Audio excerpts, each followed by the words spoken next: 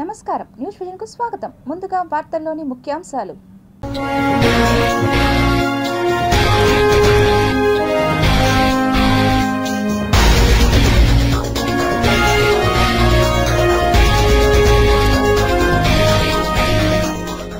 భారత సైన్యానికి మార్టిలెట్లు, బ్రిటన్కు చెందిన అధునాతన క్షిపణుల కొనుగోలు, 4151 కోట్ల డీల్. అయ్యప్ప ఆలయంలో దొంగలు పడ్డారు, సన్నిధానంలో బంగారం మాయం, కేరళ హైకోర్టు ఆగ్రహం.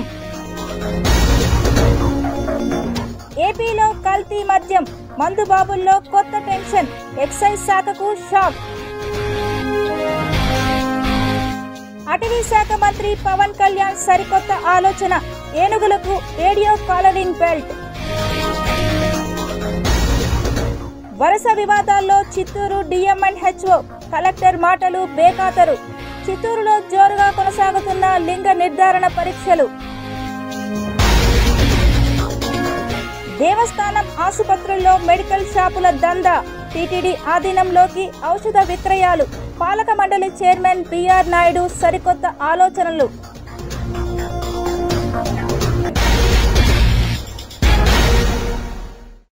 అంబేద్కర్ విగ్రహ ఘటనపై పోలీసుల స్పందన అభినందనీయమని హోంమంత్రి అనిత పేర్కొన్నారు. శనివారం జిల్లాలో ఒక్కరోజు పర్యటనలో భాగంగా వెదురుకుప్పం మండలం దేవలంపేట నందుగల భారతరత్న డాక్టర్ బిఆర్ అంబేద్కర్ గారి విగ్రహానికి నిప్పు పెట్టిన ఘటనపై సంఘీభావ కార్యక్రమంలో పాల్గొన్న రాష్ట్ర హోంశాఖ మంత్రి వంగలపూడి అనిత పాల్గొన్నారు. నూతనంగా నిర్మించిన అంబేద్కర్ విగ్రహానికి పూలమాలలు వేసి నివాళులర్పించారు. ఈ కార్యక్రమంలో చిత్తూరు ఎంపీ డి ప్రసాదరావు, ఎమ్మెల్యేలు జీడీ నెల్లూరు ఎమ్మెల్యే దామస్, పూతలపట్టు మురళీమోహన్, మడకసిర ఎంఎస్ రాజు, సూళ్లూరుపేట నెలవల విజయశ్రీ, మాజీ MLA Gandhi, SC corporation director Yugandhar, జిల్లా తెలుగుదేశం పార్టీ అధ్యక్షుడు సిఆర్ రాజన్ తదితరులు పాల్గొన్నారు.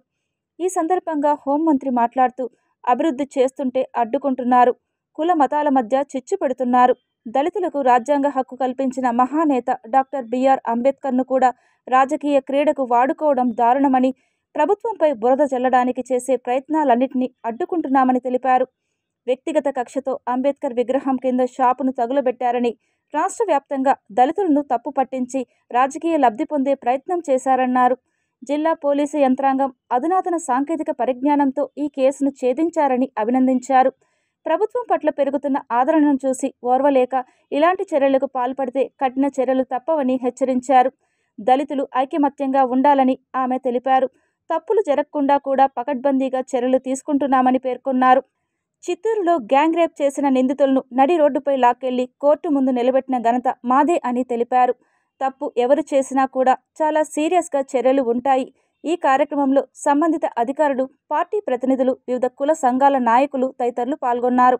ప్రణాళికాబద్ధంగా ఢిల్లీలో నిర్వహించిన దాడిలో 8 కోట్ల విలువైన 10 టన్నుల ఎర్రచందనం దొంగలతో పాటు 2 అంతర్రాష్ట్ర స్మగ్లర్లు పట్టుబడ్డారని టాస్క్ ఫోర్స్ హెడ్గా ఉన్న తిరుపతి జిల్లా ఎస్పీ ఎల్ సుబ్బరాయుడు తెలిపారు. గత నెల రోజుల క్రితం ఒక రెడ్ శాండిల్ టాస్క్ ఫోర్స్ నిర్వర్తించిన రైడ్లో ఒక కేసు తీసేయడం జరిగింది. ఆ కేసులో అరెస్ట్ చేసిన ముద్దాయిల యొక్క ఇంట్రాగేషన్ మరియు ఇన్వెస్టిగేషన్ ద్వారా వచ్చిన లీడ్ని బేస్ చేసుకొని మరియు ఇంటెలిజెన్స్ డిపార్ట్మెంటు, ఫారెస్ట్ డిపార్ట్మెంటు వారి సహకారంతో ఢిల్లీలో ఒక గోడౌన్లో ఈ మెటీరియల్ ఉందని తెలిసిన తర్వాత అంతర్రాష్ట్ర ప్రాంతంలో ఉన్న ఈ మెటీరియల్ని తీసుకురావడానికి ఇంటెలిజెన్సు, లోకల్ ఢిల్లీ పోలీసు మరియు రెడ్ శాండిల్ టాస్క్ ఫోర్స్ అక్కడున్న ఫారెస్ట్ వారి యొక్క సారథ్యంలో ఈ రైడ్ చేయడం జరిగింది. అక్కడ దాదాపు 10 టన్నుల రెడ్ శాండిల్ని, 8 కోట్ల విలువ చేసే రెడ్ శాండిల్ని అక్కడ సీజ్ చేసి లోకల్ కోర్టు యొక్క పర్మిషన్తో ఇక్కడికి తరలించి ఈరోజు వాళ్ళని అరెస్ట్ చేయడం, మెటీరియల్ని సీజ్ చేయడం జరుగుతోంది. ఆంధ్రప్రదేశ్ రాష్ట్ర ముఖ్యమంత్రి టీటీడీ ప్రక్షాళనలో భాగంగా చైర్మన్ బిఆర్ నాయుడు మరో అడుగు ముందుకేసి స్విమ్స్ పద్మావతి వైద్యశాలలోని మెడికల్ షాపును స్విమ్స్ యాజమాన్యమే నిర్వహించనున్నట్లు నిర్ణయం తీసుకున్నారు. తిరుపతి పద్మావతి ఆసుపత్రి వద్ద గత 6 ఏళ్లుగా మెడికల్ షాపు నిర్వహణను వైసీపీ ప్రభుత్వం తనకు అనుకూలంగా ఉన్న ఓ కార్యకర్తకు నామినేషన్ పద్ధతిలో కేటాయించింది. ఒక నెలకు 30 లక్షల రూపాయలు అద్దె పలుకుతున్న ఈ మెడికల్ షాపుకు కేవలం నెలకు 65,000 రూపాయలు మాత్రమే చెల్లించేలా నామినేషన్ పద్ధతిలో మెడికల్ షాపును తమ అనుచరులకు అప్పటి వైసీపీ ప్రభుత్వం కట్టబెట్టింది. దీని ద్వారా కొన్ని కోట్ల రూపాయల ఆదాయాన్ని స్విమ్స్ ఆసుపత్రి కోల్పోయింది. పైగా టెండర్ గడువు ముగిసిపోయి 3 మాసాలు కావస్తున్నప్పటికీ ఈ షాపును ఇంకా ఖాళీ చేయకుండా వైసీపీ అనుచరులు కొనసాగిస్తున్నారు. దీనిపై తాజాగా స్విమ్స్ ఆసుపత్రి మెడికల్ షాప్ నిర్వహణ కోసం టెండర్లు ఆగస్టు నెలలో నిర్వహించింది. ఇందులో ఎక్కువ ధరకు కోట్ చేసిన టెండర్దారుగా ఇన్నోవేటివ్ ఫార్మాక్యూటికల్ కంపెనీ మొదటి అర్హత సాధించింది. నెలకు 27 లక్షల రూపాయల అద్దెను చెల్లించేలా ఈ కంపెనీ ముందుకు వచ్చింది. అయితే వైసీపీ అనుచరుల నుండి ఈ మెడికల్ షాపును ఖాళీ చేయించకుండా కొత్తగా టెండర్ పాడుకున్న సంస్థకు దుకాణాన్ని అప్పగించకుండా కొంతమంది పెద్దలు తెర వెనుక రాజకీయం నడిపారు. ఇవన్నీ గమనించిన టీటీడీ చైర్మన్ బీఆర్ నాయుడు పూర్తి వివరాలు తెప్పించుకొని స్విమ్స్ ఆసుపత్రి డైరెక్టర్తో పాటు టీటీడీ బోర్డు సభ్యులతో కూడా చర్చించారు. స్వయంగా స్విమ్స్ ఆసుపత్రి యాజమాన్యం నిర్వహించాల్సిన ఈ మెడికల్ షాపును ప్రైవేట్ వ్యక్తులకు అప్పగించాల్సిన అవసరం ఏమొచ్చిందని ఆసుపత్రి యాజమాన్యానికి చురకలంటించారు.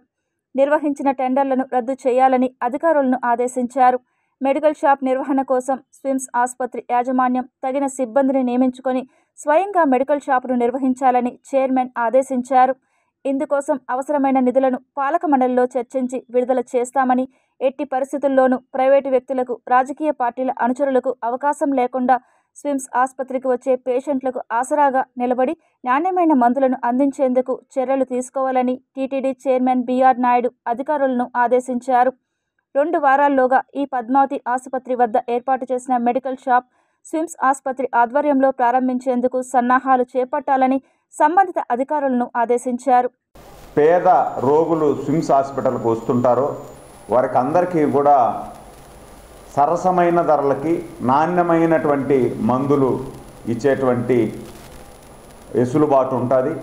ఆ దిశగా చర్యలు తీసుకోమని చెప్పి చంద్రబాబు గారు ఆదేశించడం, వెనువెంటనే గౌరవ తిరుమల తిరుపతి దేవస్థానం చైర్మన్ బీఆర్ నాయుడు గారు ఆయన వచ్చిన తర్వాత కొండ మీద కానీ ఏదైతే దేవస్థానం పరిధిలో ఉన్నటువంటి ఇన్స్టిట్యూషన్స్ అన్నిటి మీద కూడా దృష్టి పెట్టి ప్రక్షాళన చేస్తూ ఒక్కొక్కటిగా చేసుకుంటూ వస్తూ ఈరోజు స్విమ్స్ హాస్పిటల్లో కూడా మెడికల్ షాపును ఏదైతే వైసీపీ పీరియడ్లో ఉన్నటువంటి మెడికల్ షాపు దాదాపు 3 నెలలు కాల పరిమితి కూడా దాటిపోయింది.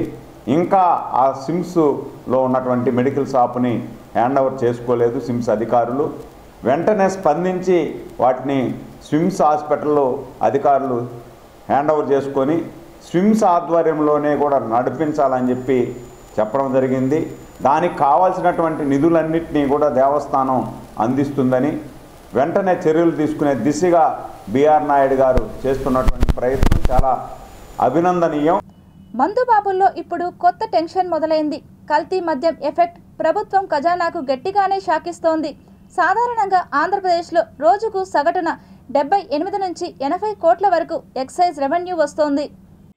కొన్ని రోజులుగా కల్తీ మద్యం భయంతో ఆదాయం గణనీయంగా పడిపోయింది. కొన్ని జిల్లాల్లో రెవెన్యూ డ్రాప్ తీవ్రంగా నమోదైనట్టు సమాచారం. మద్యం దుకాణాల వద్ద రద్దీ తగ్గిపోగా నకిలీ బ్రాండ్ల భయంతో కొంతమంది వినియోగదారులు పూర్తిగా మద్యం కొనడం మానేశారు. దీంతో రోజువారీ రెవెన్యూ లోటుతో పాటు ప్రభుత్వ ఆదాయానికి గట్టి దెబ్బ తగిలింది. కొన్ని ప్రాంతాల్లో నకిలీ మద్యం మూలాలు బయటపడుతుండడంతో ఎక్సైజ్ శాఖ అలర్ట్ అయ్యింది. ల్యాబ్స్, గోడౌన్స్ గుర్తించేందుకు ప్రత్యేక బృందాలు ఏర్పాటు చేశారు అధికారులు. వైన్ షాప్స్పై ఆకస్మిక తనిఖీలు కూడా కొనసాగుతున్నాయి. అనుమానం ఉన్న ప్రాంతాల్లో దాడులు చేస్తూ నకిలీ మద్యం లిక్కర్ నెట్వర్క్ గుర్తించేందుకు చర్యలు చేపట్టింది ఎక్సైజ్ శాఖ. ప్రజలకు బ్రాండెడ్, నాణ్యమైన మద్యం మాత్రమే వినియోగించాలంటూ హెచ్చరికలు జారీ చేసింది. మరోవైపు వైన్ షాప్స్, బార్స్ దగ్గర వాతావరణం పూర్తిగా మారిపోయింది. మందుబాబులు గ్లాస్ ఎత్తడానికి ముందు 1కి 2 సార్లు ఆలోచిస్తున్నారు. భయంతో మద్యం వినియోగం తగ్గిపోవడం అమ్మకాలపై గట్టి ప్రభావం చూపిస్తోంది. ముఖ్యంగా చిన్న బార్స్, బెల్ట్ షాప్స్ దగ్గర సేల్స్ దారుణంగా తగ్గాయి. ఎక్సైజ్ శాఖ ఆదాయం తగ్గిపోవడంతో అధికారులు ఆందోళన వ్యక్తం చేస్తున్నారు. మద్యం సేల్స్ పడిపోవడంతో వైన్ షాప్స్ యజమానులు కూడా ఇబ్బందుల్లో పడ్డారు. నకిలీ మద్యం ఎఫెక్ట్తో మద్యం మార్కెట్ పైన గట్టి ప్రభావమే చూపుతోంది. మందుబాబుల సర్కిల్స్లోనూ ఇదే చర్చ జరుగుతోంది.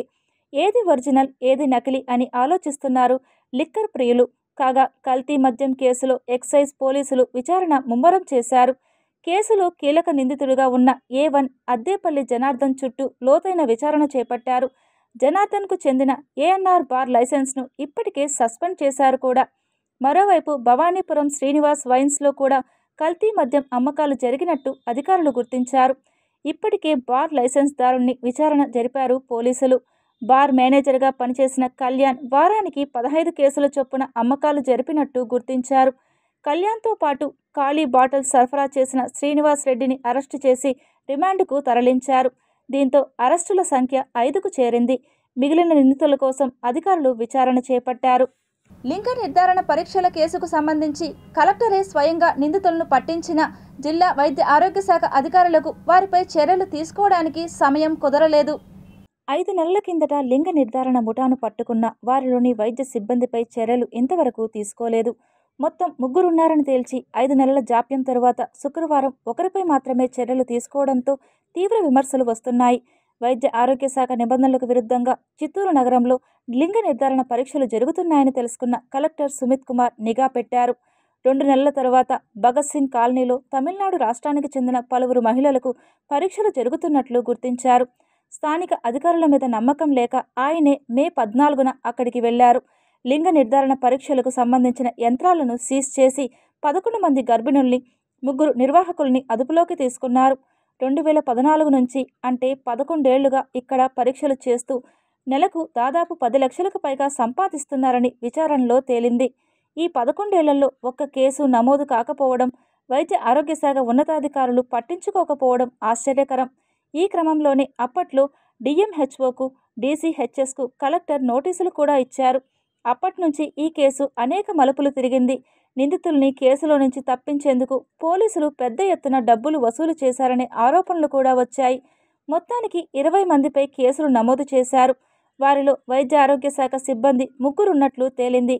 గుడిపాల PHC అటెండర్, GD నెల్లూరుకు చెందిన ఓ ANM, పాల సముద్రానికి చెందిన ఆశా వర్కర్ ఈ ముఠా కార్యక్రమాల్లో పాలు పంచుకుంటున్నారని ఉన్నతాధికారులకు కూడా తెలిసింది. కానీ చర్యలు తీసుకోవడంలో జాప్యం చేశారు. దీని వెనుక కూడా పెద్ద మొత్తం చేతులు మారిందని ఆ శాఖలో గుసగుసలు వినిపించాయి. ఈలోపు తమిళనాడు పోలీసులు కేసు నమోదు చేసి గుడిపాల అటెండర్ను అరెస్టు చేసి కోర్టుకు హాజరుపరిచారు. రిమాండ్పై జైల్లో ఉన్న అటెండర్ ఇటీవలే బయటకు వచ్చాడు. ప్రభుత్వ ఉద్యోగిపై FIR నమోదైతే వెంటనే అతన్ని సస్పెండ్ చేస్తుంటారు. అటువంటిది ఈ ఘటనలో ముఠాతో సంబంధం ఉందని నిర్ధారించిన చర్యలు తీసుకునేందుకు 5 నెలలు పట్టింది. స్వయంగా కలెక్టర్ కల్పించుకున్న కేసులోని నిందితులపై చర్యలు తీసుకోవడంలో అలసత్వం వహించడంపై ఉన్నతాధికారులు ఆగ్రహం వ్యక్తం చేసినట్లు సమాచారం. దీంతో ఎట్టకేలకు శుక్రవారం అటెండర్ను మాత్రమే సస్పెండ్ చేశారు. మిగిలిన 2 ఉద్యోగులపై ఇంకెప్పుడు చర్యలు తీసుకుంటారో చూడాలి. ఇదిలా ఉండగా ఈ కేసు ప్రస్తుతం జిల్లా కోర్టులో నడుస్తోంది. దీన్ని పర్సనల్గా తీసుకున్న కలెక్టర్ సుమిత్ కుమార్ 2 ప్రైవేటు లాయర్లను పెట్టుకొని మరీ ఫాలోఅప్ చేస్తున్నారు. ఆ 2తో FIRలో, కోర్టుల్లో వాదనల్లో లోపాలు లేకుండా చూసుకుంటున్నారు.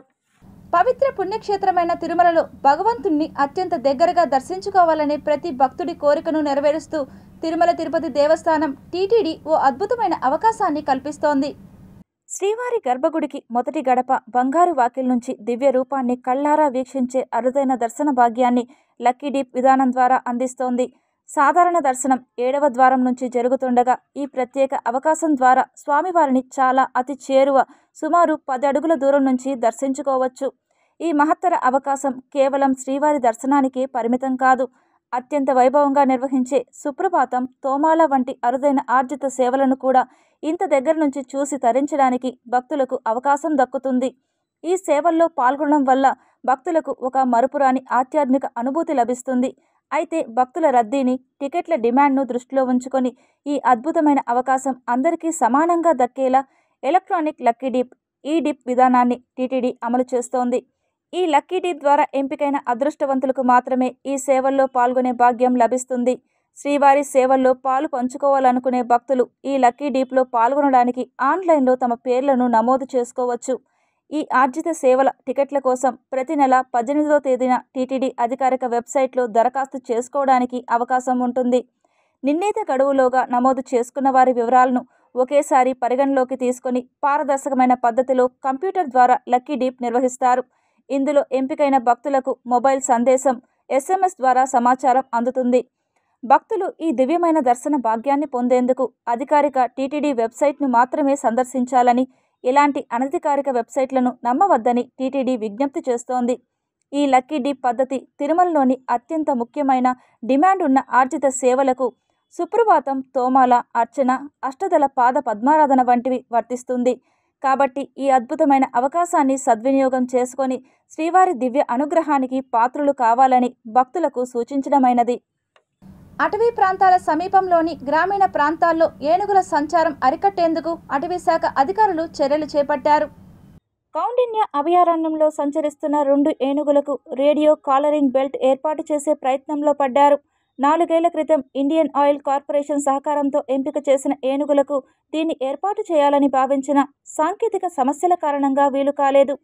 ఈ నేపథ్యంలో వైల్డ్ లైఫ్ ఎక్స్పర్ట్ రాకేష్ శుక్రవారం చిత్తూరు ఈస్టు, వెస్టు, పనపాకం ప్రాంతాల్లోని FROలు, DROలు, FSOలు, OFBOలు 14 మంది ఎలిఫెంట్ ట్రాకర్లతో కలిసి దామల్ చెరువు బీట్లో ఏనుగుల సంచార ప్రాంతాలను పరిశీలించారు. గురువారం పలమనేరు ప్రాంతంలోనూ పరిశీలించారు. పలమనేరు ప్రాంతంలో తిరుగుతున్న ఒంటరి ఏనుగుతో పాటు పులిచెర్ల, దామల చెరువు, కల్లూరు ప్రాంతాల్లో తరచూ సంచరిస్తున్న ఏనుగుల గుంపులో ఒక ఏనుగుకు రేడియో కాలరింగ్ బెల్ట్ అమర్చేందుకు సన్నాహాలు చేస్తున్నారు. ఈ బెల్ట్ ద్వారా జియో ట్రాకింగ్ సిస్టమ్ను ఆయా అటవీ పరిసర ప్రాంతాల FROలు, DROలు, FSOల మొబైల్స్కు అనుసంధానం చేయనున్నారు. దీని ద్వారా ఏనుగులు ఏ సమయంలో ఏ ప్రాంతంలో సంచరిస్తున్నాయి, ఎక్కడ ప్రమాదం పొంచి ఉందనే విషయాలను పసిగట్టే వీలుంది. దీంతో ఆయా ప్రాంతాల్లోని అటవీ సిబ్బందిని, ఎలిఫెంట్ ట్రాకర్లను అప్రమత్తం చేస్తారు. వారు వెంటనే ప్రాంతానికి చేరుకొని ఏనుగులను అటవీ ప్రాంతంలోకి మళ్లించే ప్రయత్నం చేస్తారు. తిరుపతి రియా ప్రభుత్వ ఆసుపత్రిలో పనిచేస్తున్న పారిశుద్ధ కార్మికులకు 50 సంవత్సరాలు పైబడిందని, విధుల నుండి తొలగించడం అన్యాయమని CITU ఆధ్వర్యంలో తొలగించిన పారిశుద్ధ కార్మికులు రిలే నిరసన దీక్షకు దిగారు. ఏండ్లుగా మేము పని చేస్తున్నాం సార్. మంచి కరోనా టైంలో కానీ మేము పని అయితే నిలపలేదు. మేము లీవులు పెట్టుకోకుండా మేము పని చేసినాం సార్. మాకు సడన్గా ఇప్పుడు మీరు రావద్దండి అనేస్తే మాకు ఎంత బాధ అవుతుంది సార్. మాకు న్యాయం చేయాలి సార్. మీరు మాకు అన్యాయం జరిగిపోయింది, మేము న్యాయం చేయాలి సార్. మీరు మాకు డ్యూటీలు ఇప్పియాలి సార్. మాకు పనిలో చేర్చుకోవాలి. మాకు అన్యాయం జరిగిపోయిందంటే మేము మంచి కరోనా టైంలో అందరికీ తెలుసు. ఒక్కొక్కరు 4-5 వార్డులు చేసినాం. మేము 4-5 వార్డులు చేసి ఇప్పుడు సడన్గా మాకు డ్యూటీలకు రావద్దని అంటే మాకు అన్యాయమే కదా సార్. మాకు డ్యూటీలు ఇప్పియాలి సార్. మాకు డ్యూటీలు ఇవ్వాలి. మా డ్యూటీలు మాకు ఇవ్వాలి సార్. 20 సంవత్సరాల నుంచి పనిచేస్తున్నాను. ఈ పొద్దు మొన్న ఆధార్ కార్డు చూసి రేపు టాన్స్ మీరు డ్యూటీకి రావద్దని చెప్పి 50 ఏళ్ళు అయిందని నిలిపేసినారు. రావద్దని వేసినారు. రేపు టాన్స్ రావద్దని 8వ తేదీ అని చెప్పేసినారు. వీళ్ళకి అందులో సీనియర్ కరోనా టైం నుంచి కూడా అందరూ బాగా వర్క్ చేసేవాళ్ళు. ఒక్కొక్కరు 4-5 వార్డులు చేయగల సామర్థ్యం వీళ్ళకు ఉంది. వయసు 60 సంవత్సరాలు పైబడిన వాళ్ళు తీసేసినా ఒక అర్థం ఉంది. రాష్ట్ర ప్రభుత్వమే 62 సంవత్సరాలకి రిటైర్మెంట్ ఇస్తున్నప్పుడు వీళ్ళకి 50 సంవత్సరాలకి తీసేయడం చాలా అన్యాయం. వీళ్ళకి కొత్త వాళ్ళని తీసుకొస్తున్నారు. వాళ్ళకి పని సరిగా తెలియదు. ఇది హాస్పిటల్, పేషెంట్లు ఉండే హాస్పిటల్ కాబట్టి వీళ్ళ వర్క్ తెలిసిన వాళ్ళని ఇంకా కూడా వీళ్ళని కొనసాగించాలని మేము డిమాండ్ చేస్తాం CITUగా. ఆంధ్రప్రదేశ్ రాష్ట్రంలో రెడ్ క్రాస్ సొసైటీ అందిస్తున్న సేవలను సద్వినియోగం చేసుకోవాలని AP medical council chairman Daggumati Srihari Rao పేర్కొన్నారు. తిరుపతి ప్రభుత్వ ప్రసూతి ఆసుపత్రి ఆవరణలోని రెడ్ క్రాస్ సొసైటీ కార్యాలయంలో ఏర్పాటు చేసిన విలేకరుల సమావేశంలో Andhra Pradesh medical council chairman doctor Srihari Rao మీడియాతో మాట్లాడుతూ రెడ్ క్రాస్ సొసైటీ అందిస్తున్న సేవలను ప్రతి ఒక్కరూ సద్వినియోగం చేసుకోవాలని, అలాగే వివిధ సేవా కార్యక్రమాలు, బ్లడ్ క్యాంపులు వంటివి నిర్వహించడం శుభ పరిణామం అని సిబ్బందిని ఆయన అభినందిస్తూ రాబోయే రోజులలో రెడ్ క్రాస్ సొసైటీ సేవలు మరింత విస్తృతం కాబోతున్నాయని తెలిపారు. ఈ కార్యక్రమంలో మయూర్, సుబ్బారావు, కృష్ణకుమార్, రవి, శ్రీనివాస్, భారతి, శివకుమార్, సుబ్రహ్మణ్యం రెడ్డి, శ్రీనివాసులు రెడ్డి, గుణశేఖర్ తదితరులు పాల్గొన్నారు. అట్లే తలసీమాకు సంబంధించి తిరుపతిని ఒక హెడ్ క్వార్టర్గా చేయాలని, తలసీమాలో బ్లడ్ ఎప్పుడు రిక్వైర్మెంట్ ఉంటుంది కాబట్టి దానికోసం ఒక ప్లాన్ తోటి సిస్టమేటిక్గా ఉండే విధంగా చేయాలని చెప్పిన ఒక ఆలోచన ఉంది. అట్లే చైల్డ్ ట్రాఫిక్ దాని గురించి ఒక రూల్స్ పాటించే విధంగా ఒక పార్క్ లాగా ఏర్పాటు చేసి దాంట్లో రూల్స్ అన్నీ కూడా చూపించడం ఒకటి. అట్లే హాస్టల్ ఒకటి, ఈ జూనియర్ రెడ్ క్రాస్ అయితే యూత్ రెడ్ క్రాస్ వాళ్ళందరూ కలిపి వాళ్ళు ఉన్నప్పుడు మన తిరుపతి అనేది ఆ దేవుడిది ఇది కాబట్టి ఆ కార్యక్రమం కోసంగా మనం ఇక్కడ ఒక అటువంటి హాస్టల్ ఒకటి, ఆర్ఫనేజ్ ఒకటి చేయాలని చెప్పిన కార్యక్రమం ఒకటి. అట్లా ఆథరైజ్ బ్లడ్ స్టోరేజ్ అందరు కూడా బ్లడ్ బ్యాంక్స్ పెట్టుకోలేరు కాబట్టి ఎక్కడైతే బ్లడ్ రిక్వైర్మెంట్ ఉంటుందో పెద్ద పెద్ద హాస్పిటల్స్, అట్లే మాకు సబ్ సెంటర్స్ ఉన్నాయి, సులూరుపేట, గూడూరు, కాళహస్తి, ఇవన్నీ కూడా దగ్గర అవసరం దగ్గర ఈ బ్లడ్ స్టోరేజ్ కేంద్రాలు పెడతాం. అట్లే జనరిక్ డ్రగ్స్ను కూడా పెట్టడం జరుగుతుంది. భారతదేశానికి దివంగత నేత మాజీ రాష్ట్రపతి డాక్టర్ ఏపీజే అబ్దుల్ కలాం స్ఫూర్తిదాయకమని సర్వేపల్లి రాధాకృష్ణ ముని మనవడు సుబ్రహ్మణ్యం శర్మ పేర్కొన్నారు. తిరుపతి మహతి కళాక్షేత్రంలో డాక్టర్ ఏపీజే అబ్దుల్ కలాం 94వ జయంతి వేడుకలను నిర్వహించారు. ఈ కార్యక్రమానికి దక్షిణాది రాష్ట్రాల నుండి పలువురు ప్రముఖులు విచ్చేసి అబ్దుల్ కలాం విగ్రహానికి నివాళులర్పించి జ్యోతి ప్రజ్వలనతో కార్యక్రమాన్ని ప్రారంభించారు. ఈ సందర్భంగా వారు మాట్లాడుతూ డాక్టర్ ఏపీజే అబ్దుల్ కలాం భారతరత్ననే కాదు, ప్రపంచ దేశాల్లోని ప్రజలందరి మనుషులలో సుదీర్ఘ స్థానాన్ని సంపాదించుకున్న గొప్ప వ్యక్తి, మహోన్నత శాస్త్రవేత్త అని గుర్తు చేశారు. అంతకుముందు విద్య, వైద్య సేవ రంగాలలో ప్రత్యేక ప్రతిభ కనబర్చిన పలువురికి శాలువతో సత్కరించి చిత్రపటాన్ని అందజేసి సన్మానించారు. యువత అబ్దుల్ కలాం చూపిన బాటలో నడుచుకొని దేశానికి గొప్ప గొప్ప శాస్త్రవేత్తలుగా తయారు కావాలని భావి భారత పౌరులను పిలుపునిచ్చారు. ప్రపంచ దేశాలలో భారతదేశ ఖ్యాతిని ఉన్నత స్థానంలో నిలిపిన గొప్ప వ్యక్తిగా డాక్టర్ ఏపీజే అబ్దుల్ కలాం నిలిచారని హర్షం వ్యక్తం చేశారు. ఆయన 2 years జ్ఞాపకం ఎందుకు అంటే సడన్గా నారాయణ చెప్పారు, మీరు రావాలి తిరుపతికి, ఎప్పుడు చూసినా వస్తాయి. ఈరోజు ఇంత ఒక గొప్ప వ్యక్తిని నేను చేతిలో చూసి ఆయన దగ్గర ఉండి 2.5 ఏడాది లాస్ట్ 3 yearsలో ఆయనకి నేర్చుకున్నది ఇమెన్స్ సింప్లిసిటీ అండ్ హ్యూమినిటీ. ఈరోజు దానివల్ల ఉన్నాము, దానివల్ల ఈరోజు వచ్చింది అందరికంటే అదే అంటే ఇంత చిన్నారులు ఇంత బ్యూటిఫుల్గా టాలెంట్గా వచ్చినారు.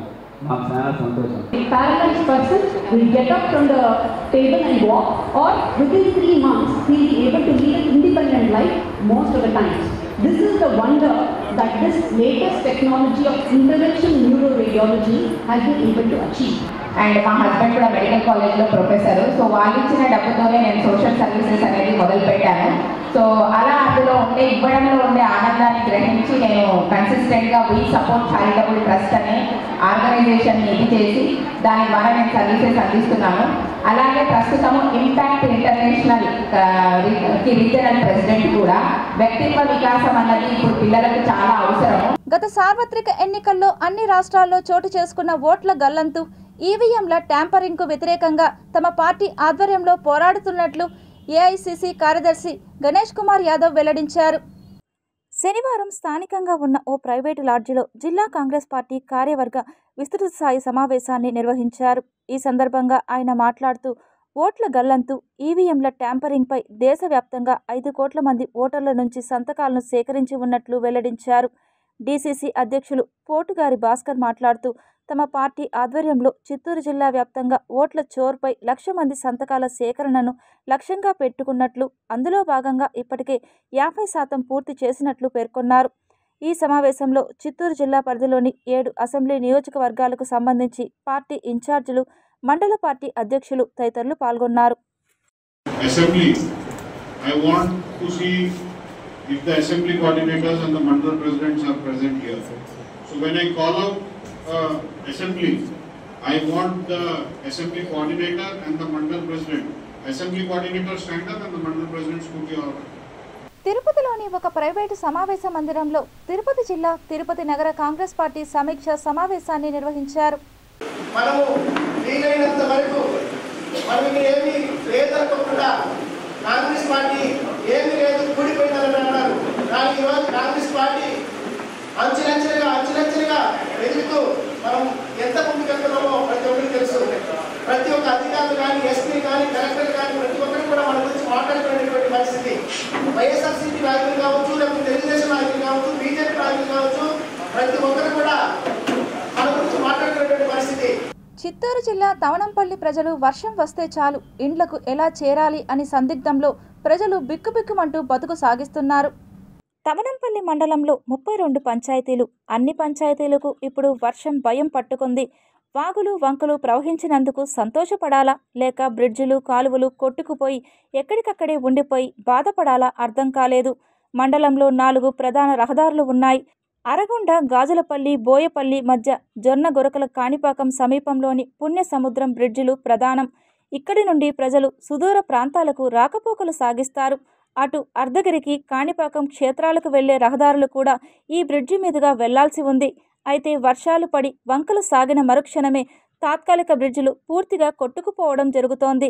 లక్షలాది రూపాయలు నిధులు వెచ్చిస్తున్నా అవి తాత్కాలిక ఉపశమనం కలిగిస్తోంది. ఇందుకోసం ప్రజలు శాశ్వత బ్రిడ్జిలను నిర్మిస్తే ప్రజలకు భద్రత, ప్రజాధనం వృధా కాకుండా ఉంటుందని ప్రజలు భావిస్తున్నారు. వర్షాకాలంలో పిల్లలు పాఠశాలలకు వెళ్లలేరు, రోగులు ఆసుపత్రులకు చేరలేరు, జీవన విధానం స్తంభిస్తోంది. ప్రతి సంవత్సరం మరమ్మతులు చేసిన వర్షాలొచ్చేసరికి మళ్ళీ అదే దుస్థితి. మాకు శాశ్వత పరిష్కారం కావాలి, బలమైన బ్రిడ్జిలు నిర్మించాలి అని స్థానిక ప్రజలు కోరుకుంటున్నారు. మాజీ మంత్రి వైఎస్ఆర్ కాంగ్రెస్ పార్టీ సీనియర్ నేత పెద్దిరెడ్డి రామచంద్రారెడ్డి జన్మదిన వేడుకలను చిత్తూరు నగరంలో ఘనంగా నిర్వహించుకున్నారు. ఈ క్రమంలో తొలుత చిత్తూరు నియోజకవర్గ వైసీపీ ఇన్ఛార్జ్ ఎంసీ విజయానందరెడ్డి తన కార్యాలయంలో భారీ కేక్ కట్ చేశారు. అనంతరం చిత్తూరు మున్సిపల్ కార్పొరేషన్ 5వ డివిజన్ కార్పొరేటర్ హరిణిరెడ్డి ఆధ్వర్యంలో చిత్తూరు ప్రభుత్వ ప్రధాన వైద్యశాలలోని కొత్తగా జన్మించిన శిశువులకు బేబీ కిట్లను పంపిణీ చేశారు. అనంతరం వైసీపీ ముదిలియార్ విభాగం అధ్యక్షులు జ్ఞాన జగదీష్ ఆధ్వర్యంలో స్థానిక సంతపేట రావి చెట్టు వద్ద భారీ కేక్ కట్ చేసి అందరికీ పంచిపెట్టారు. ఈ కార్యక్రమంలో పలువురు వైఎస్ఆర్ కాంగ్రెస్ పార్టీ నాయకులు పాల్గొన్నారు. హరిణి ఆధ్వర్యంలో పుట్టిన చిన్నపిల్లలందరికీ కూడా బెడ్డు, కిట్లు అన్నీ కూడా ఎంతమంది ఉంటే అంతమందికి కూడా అందించడం జరిగింది. దీని తరువాత నిన్న వర్షాలకు నివా నది ఒడ్డు ఉన్నటువంటి ఈశ్వరగుడి పక్కన ఆ కాలువ చివరిలో పేదలు నివాసం ఉంటున్నారు. వాళ్ళ ఇళ్లలోకంతా కూడా నీళ్లు వచ్చేసింది. వాళ్ళందరూ కూడా నిరాశ్రయులు అయ్యారు. వాళ్ళని ఇప్పుడు పరామర్శించి వాళ్లకు కూడా అన్నదాన కార్యక్రమం ఏర్పాటు చేయడం జరిగింది.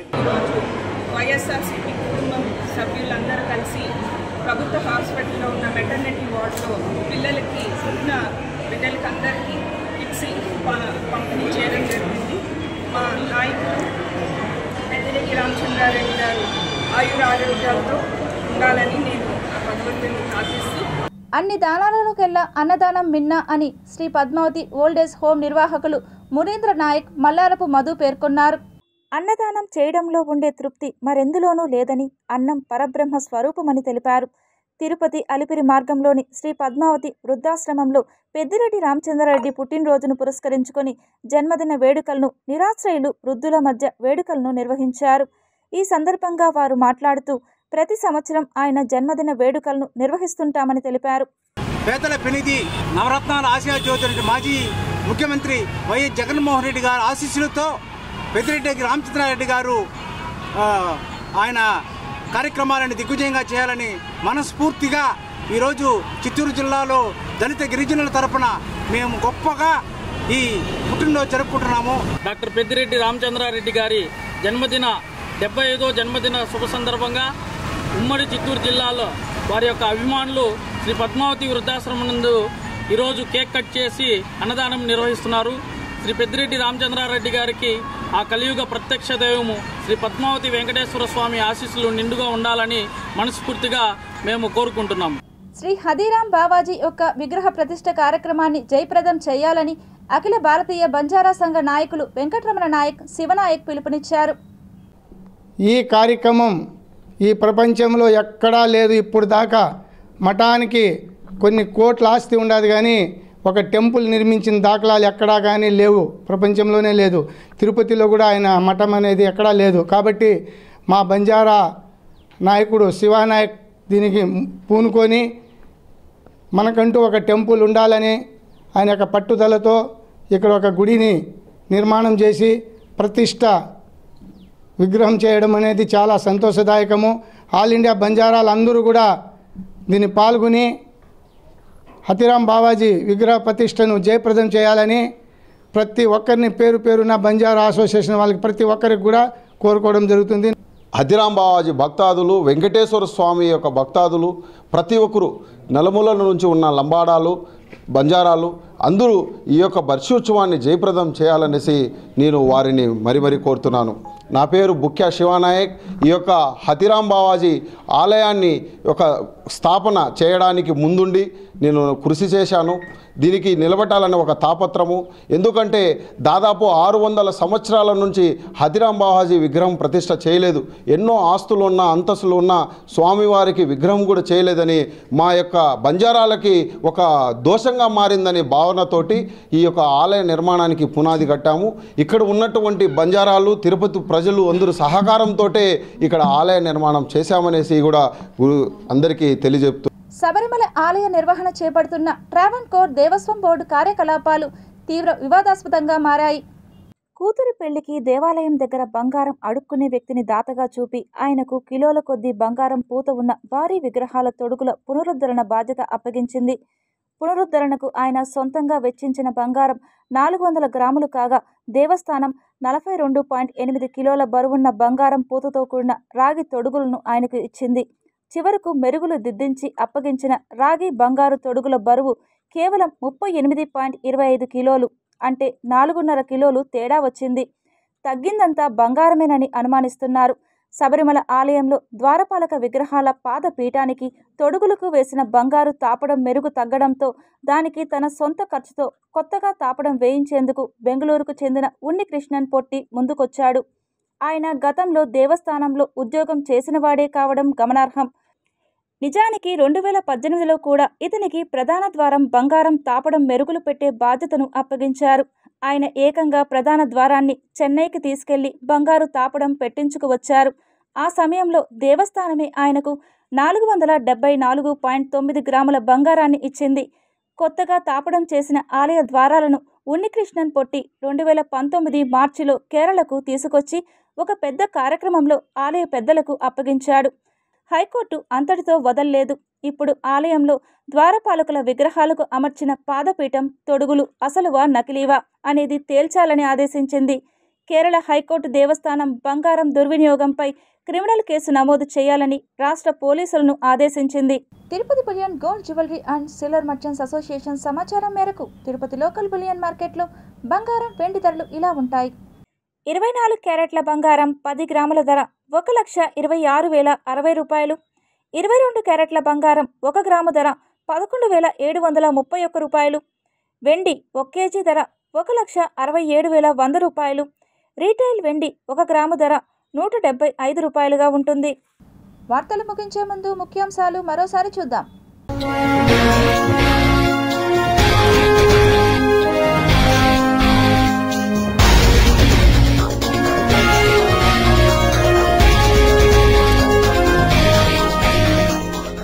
భారత సైన్యానికి మార్ట్లెట్లు, బ్రిటన్కు చెందిన అధునాతన క్షిపణుల కొనుగోలు, 4,151 కోట్ల డీల్.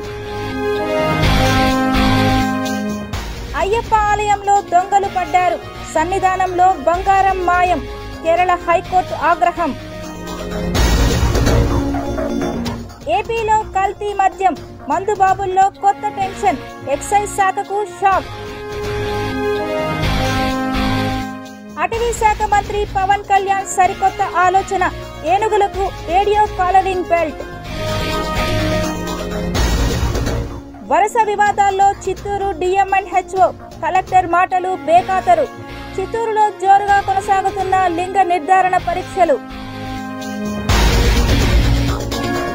దేవస్థానం ఆసుపత్రుల్లో మెడికల్ షాపుల దందా, టీటీడీ ఆధీనంలోకి ఔషధ విక్రయాలు. పాలక మండలి చైర్మన్ బిఆర్ నాయుడు సరికొత్త ఆలోచనలు.